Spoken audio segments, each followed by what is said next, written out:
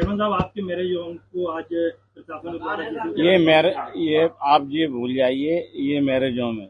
ये मेरा मकान था, आवासीय मकान था, जिस पे हम रहते थे और मेरी बहन रहती थी।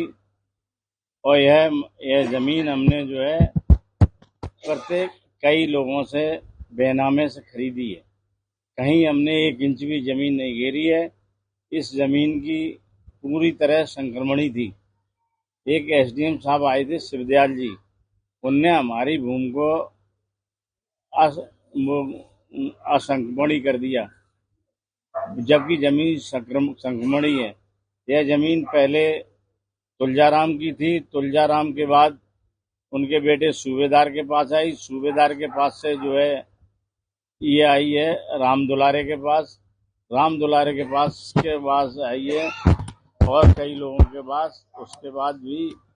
उसके बावजूद भी ये तहसील में से हमसे खारिज हुई। उसके बाद हम एडीएम साहब के यहाँ दावा हुआ हमारा, एसडीएम साहब के यहाँ मेरा दावा खारिज कर दिया। और हमें ये टाइम नहीं दिया, बताया गया ये कब तक का आपको टाइम दिया, जबकि प्रत्येक जो फैसला होता है उसमें टाइम बताया जाता है, इतने दिन का टाइम है। आप दूसरी कुछ ऊंची अदालत में आप अपना अपील दायर कर सकते हैं। चेयरमैन साहब ये बता रहे हैं कि ये तालाब की भूमि थी, कई बार आपको नोटिस वगैरह दिया गया, लेकिन ये तालाब की भूमि नहीं थी, ये भूमि संक्रमणी थी। एक एसडीएम साहब आए थे, शिवदयाल जी, उनने इसे खारिज कर दी।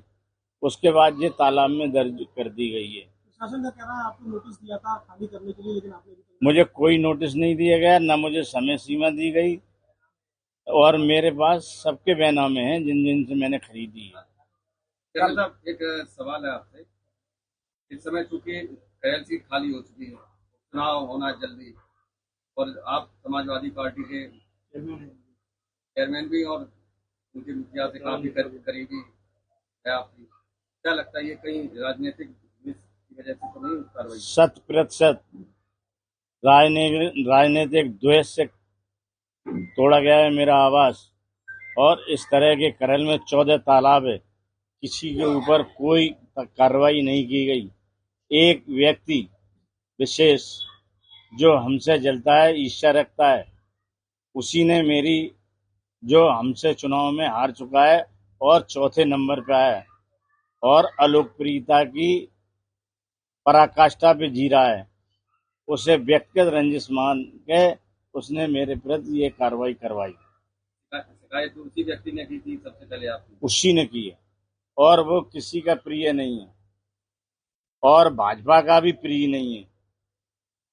आपको क्या लगता है कि ये दबाव की राजनीति हो गई है क्या? बिल्कुल, मेरा आवाज जो तोड़ा गया है राजनीति से प्रेरित होकर तोड़ा गया है। मुझे कोई मौका नहीं दिया। हमारे पास सिविल का भी स्टे है, हमारे पास हाई कोर्ट में जो हमारा केस रजिस्टर्ड हो गया है उसकी भी हमने एडीएम साहब को हमने दिया है कागज, लेकिन हमारी कोई सुनवाई नहीं होती। ऐसा होना चाहिए जो पिछले मुकदमे जो है छुपाने के लिए दबाव की राजनीति कर रहा है। दबाव की राजनीति तो कर ही रहा है। हाँ, अच्छा ये बताओ, आज हमसे उससे लड़ाई हुई, हमारा कोई मतलब नहीं, हमसे कहता है राजीनामा करवा दो। हम किसी दूसरे का राजीनामा हम कैसे करवा देंगे? और उसके ऊपर तो 10 मुकदमे हैं, उसके पूरे परिवार के ऊपर मुकदमे हैं।